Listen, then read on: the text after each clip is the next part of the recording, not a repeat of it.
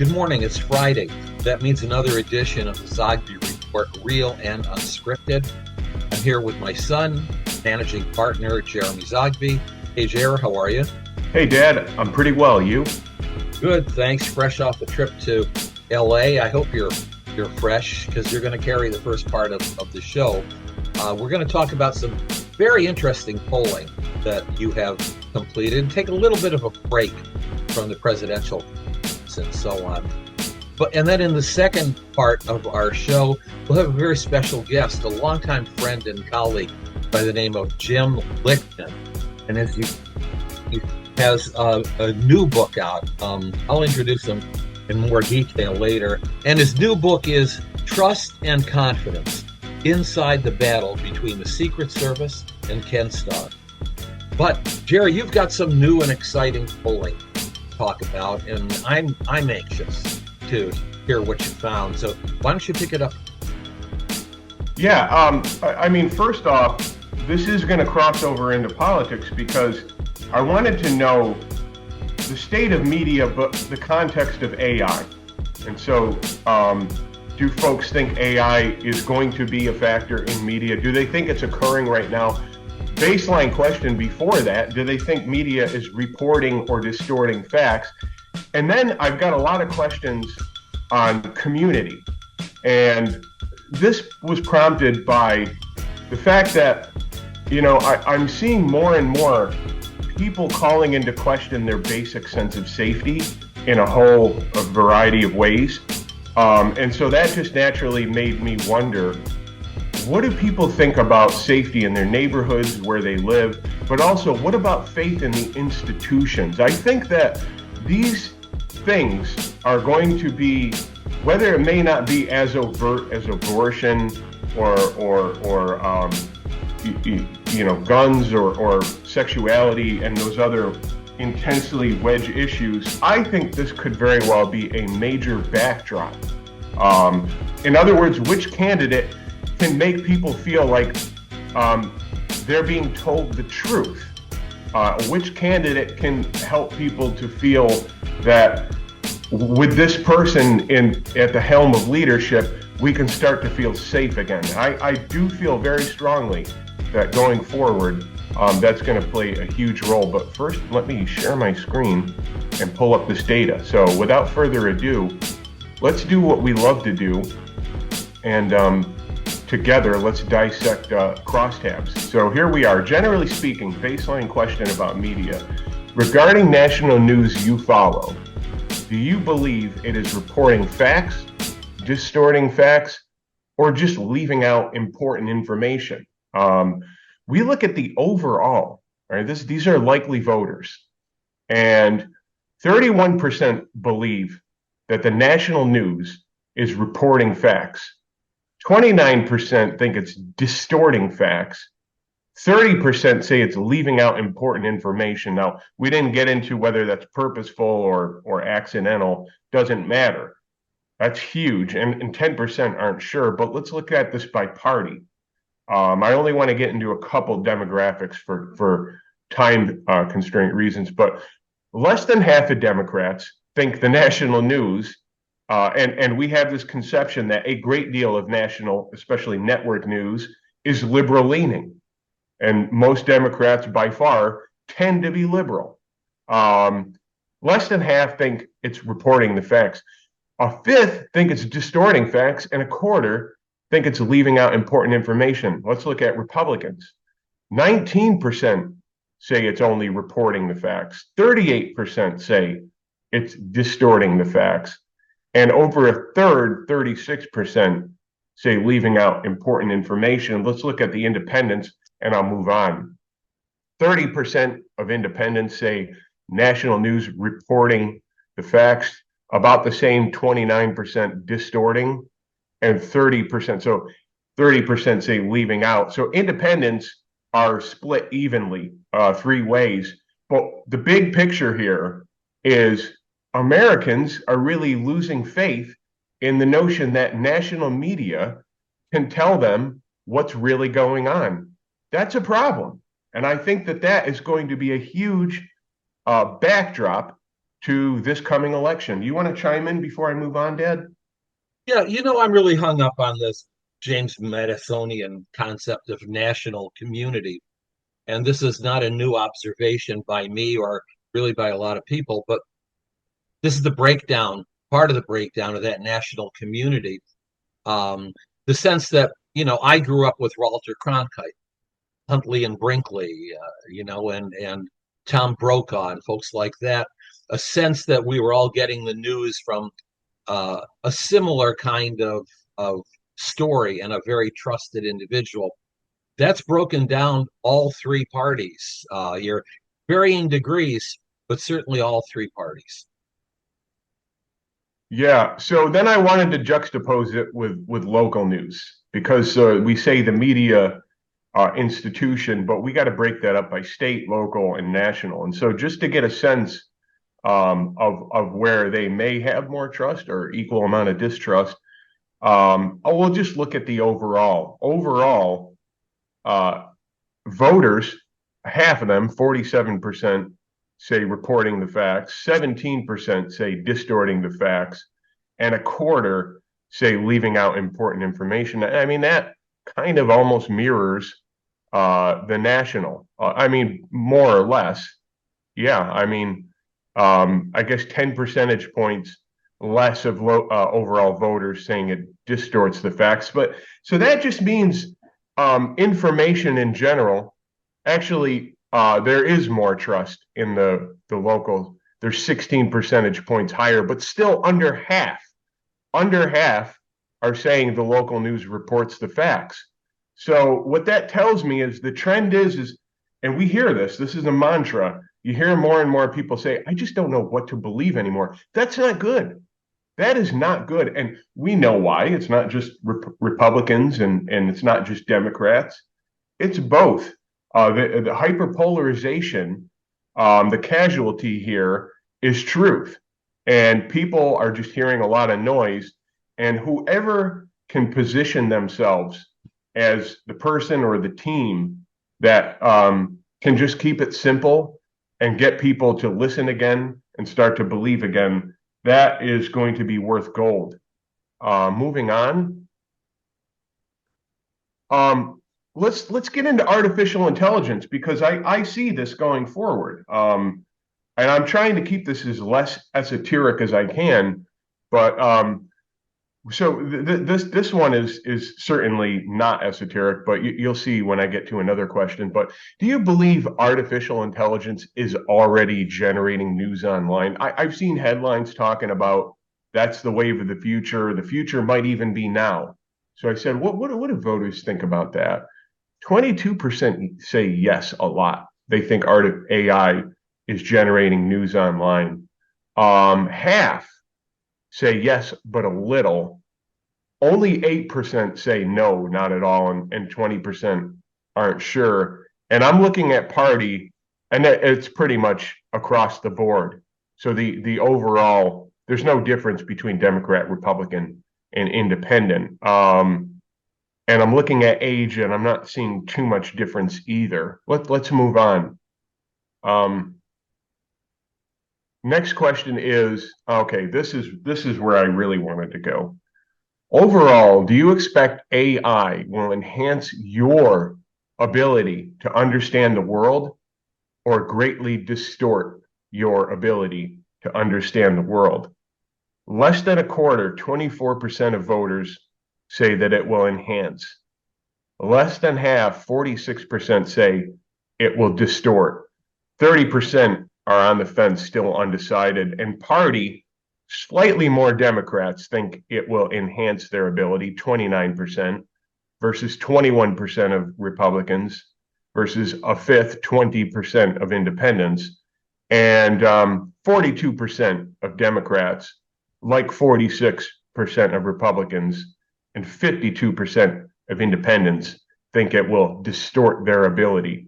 So what we see here, this plays into perfectly how we opened the fact that in the present, a lot of people don't have trust. And going forward, with all the push in the media that AI is the wave of the future, it doesn't look like in the future AI in this moment, voters don't really think that that's going to really fix the problem. This kind of goes back to other polling I've done under the banner of remaining human versus that leap of faith into AI human 2.0. I'll leave it at that. Let me comment on something. Sure. Over the years, the number folks have told us the number one source for their news is the water cooler, and friends and family and at work. And that was always the number one trusted source of news. But look what's going on today. Number one, there is no water cooler because so many people are not going to work. There isn't that social interaction live. In addition to that, where there is a virtual water cooler, we're doing a lot of sorting. People are hanging around more and more with folks they know they agree with. And that one or two or five people who disagree, have an opposing view, don't dare to mix things up because that's just not the atmosphere that we have today. So there's a lot of reliance on social media and a great either sorting out of my interacting with social media friends that I know will agree with me, or spending most of my time on other sites yelling and putting down people with opposing views. Boy, it is a breakdown. It is, and this is our segue into community. So let's start with an institution that I thought most people would, should, could trust, and that's your county sheriff. How much faith do you have in the sheriff of your county? Overall, voters, a quarter, 25%, a great deal. 42%, a little. 17%, not much. 7%, none at all. I personally would have thought that would be higher. Among Democrats, a quarter, 24% of Democrats have a great deal.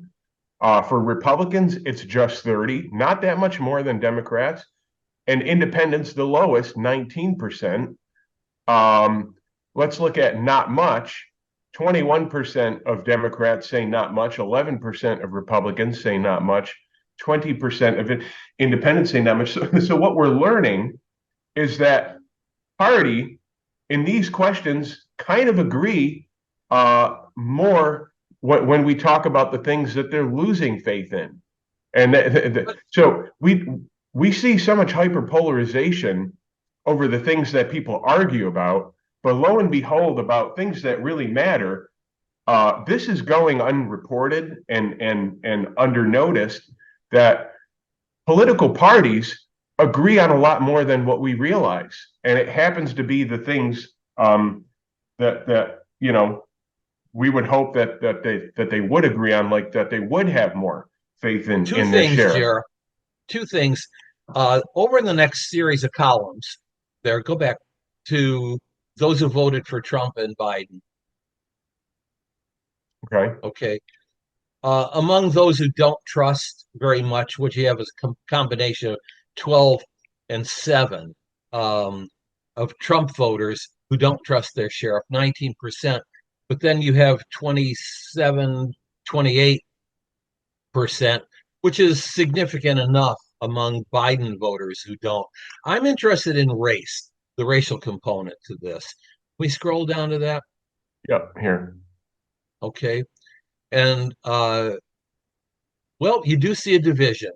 Whites, 20%, which is high, that don't have much trust. 34%, I'm combining and rounding, among Hispanics, and 31% of blacks. That's where the divide is on this. Oh, yeah. You can move on. Yeah, well, no, I mean, there's clearly a difference, but just, definitely a difference. Black and Hispanic are more likely to not trust their sheriff, but still from 20% of white who don't to 34, 35, 34 Hispanic, and 31 black, they're still kind of in a similar universe. So what about this one? How much faith do you have in the location where you vote? Only 40% overall say that they do. 37% say a little. 14% say not much, 5% say none at all. I guess when you combine a great deal and a little, I mean, you're basically looking at over 75% have faith. But I would think Well, that a great deal should be a lot higher. yeah, a And little. yeah, I have a little faith in where I vote. That's not yeah, good by any measure. yeah. No. And let's just zero in on that a little. This isn't a Republican phenomenon. 37% of Democrats have a little faith. Yeah. 39% of Republicans have a little, and 34% of independents. I think maybe I'll look at. I want to get to one on. Let's see. I mean, here's the office of the presidency. This is fascinating. How much faith do you have in the office of presidency? Uh, a great deal. Let's just zero in on that. Overall, 17%. Among party, it's 27% of Democrats. That's pretty darn low. Among Republicans, it's 10%. Not surprising. Joe Biden is in office. 14% among independents. That's the glaring red light because independents are the bridge between the two parties. So they're just as low as Republicans. But that Look at the 27%. 2020 supporters there. Look at the 2020 supporters of Trump and Biden. Yeah, I mean, even among Joe Biden voters, 26% have a great deal. And so, to Mhm. my point, registered Democrats, 27% have a great deal. This is a big problem. And I'm going to close here. I'm not going to get into it because I'm going to write on this stuff. Um, but then I get into institutions within your neighborhood, such as local businesses and the place of worship, um, and iconic places in the town, village, or city. I ask questions about where the ideal place to live in, a rural town where people have each other's back, versus a village with our artisanal, locally owned businesses, versus a small city with urban amenities, but small population, or the big city with the hustle and bustle life versus the classic suburb. I want to know where Americans feel they want to live. I wanted to know how much safety they have in their neighborhood and how much they know their own neighbors, and whether or not the sense of civic life is thriving, hanging on by threads, or dying. And back to my intro point, these are really the underlying factors going forward that are going to play a major role in our national conversation, whether it's overtly stated or not. People are beginning to question the physical location of where they live and beginning to question how much they really know their neighbors. I'm sure that's been going on for a while, but these are the issues that we're facing in the United States of America. And so I'm just going to close there, and you can pick up. Thanks so much. That's fascinating. And you'll be writing a piece, which you'll be posting and sending out very shortly. Thanks, Jer. Of And course. so my very special guest is a longtime friend and colleague, Jim Lichtman. Jim and I have actually worked together over the last 20 years, a couple of times on previous books that he's written. He's an author, he's a speaker, um, and his specialty is on ethics. And he's been featured in USA Today, the Washington Post, the Today Show, NPR. He's had op-eds in the New York Times, the New York Daily News, Philadelphia Inquirer. He's the author of several books, including It's Ethics, Stupid. And some of our Zogby polling was included in that book. That's how I believe we first got to know each other. This latest book, though, is layered. It has such a depth to it. Again, here it is on the screen. Trust and confidence inside the battle between the Secret Service and Ken Starr. So, good morning and welcome, Jim. Good to have you as a guest. So, Jim, let's start. Trust and confidence is about the Clinton Lewinsky affair. and the activities and motives of the special prosecutor, the independent counsel, I should say, Ken Starr. Um, what do we learn, do that we learn about Ken Starr in this book? There was a public persona out there, but you have a blockbuster.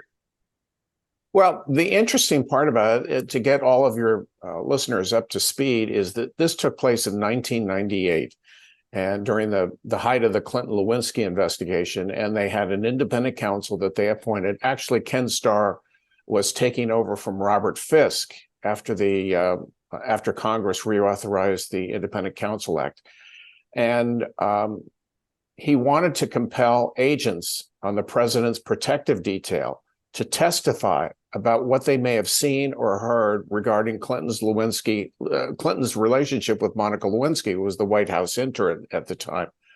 Secret Service Director Louis Merletti argued that if agents come forward and testify in open court about such confidences, it would violate the trust and confidence tenet that was critical to the mission of the Secret Service. Secret Service has to have proximity to the president at all times. Otherwise, it leaves him vulnerable to assassination if he were to push away Secret Service agents. And that's what this would open up to. So that's what the public knew at the time, according to news reports. What the public did not know is that Ken Starr relied on an anonymous source inside the Secret Service that alleged that Director Merletti had secretly facilitated the relationship by going to the White House at night, taking Clinton out of the White House, putting him in the back seat of a car, covering him with a blanket, and driving him to a hotel to meet with Lewinsky. And this was concocted, completely false, concocted by one individual who was out to undermine Secret Service Director Merletti. The essence was, according to the allegation, is that Clinton told Merletti, keep quiet about Lewinsky and I'll make you Secret Service Director. And in all of the research that I did, and I spent 12 years working on the project, 5 years working, searching the Ken Starr files in the National Archives, I never found anything to corroborate this. Wow. So in this book, we learn a lot about Secret Service Director Lou Merletti, and he emerges heroically in the book. Tell us a bit about Lou Merletti. Lou Merletti is, if you were to meet this guy at a social event, comes off very, very regularly. There's nothing really special about him. He's very friendly. He listens, he talks to you.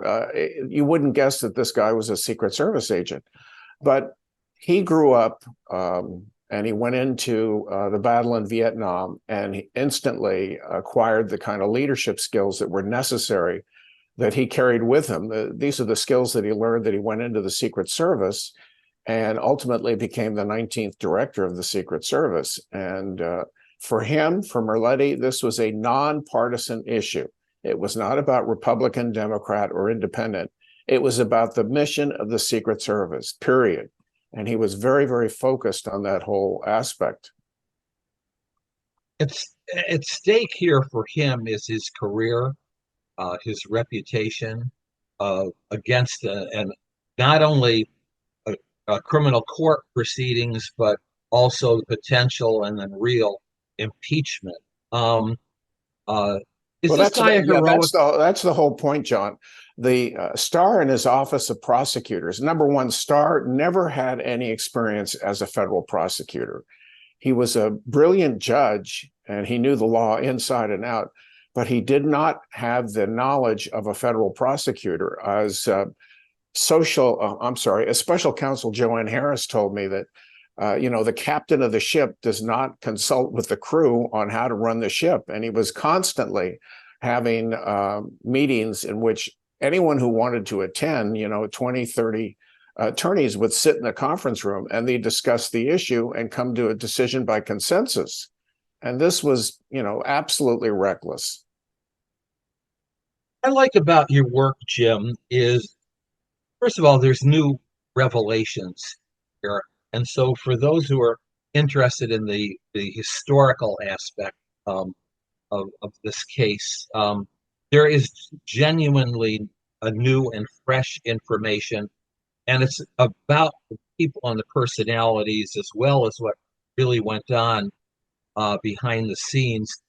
But with you, we always get lessons to be drawn. What are the lessons about in this book about making difficult choices, about standing for honor and for trust, or upholding values even at the risk of losing so much? What what do Well, we learn from? obviously, the biggest lesson for this whole thing is that integrity counts. Integrity matters. And Merletti stood up to a great deal of pressure, privately and politically, in terms of he was all focused about the mission, and he did not want to be intimidated by Ken Starr and his prosecutors in trying to prove this ridiculous allegation. When he first found out that Ken Starr wanted to compel agents to testify, he went to the independent counsel with a presentation in which he explained the importance of proximity through several examples that he gave. And one example where a president pushed away protection was during the campaigning in 1963 of John Kennedy. 4 days before Dallas, Kennedy was riding in a motorcade in Tampa, Florida, and the agents were posted on the back bumper of the car. And Kennedy had ordered the agents off the back of the car because Kennedy claimed that they were creating a barrier between himself and the people. And he wanted to be more available to people. He wanted to look like he was connected with them. So that was 4 days before Dallas. That's why you see agents riding on the follow-up car. And as a result of pushing away agents, obviously Kennedy was assassinated during that time.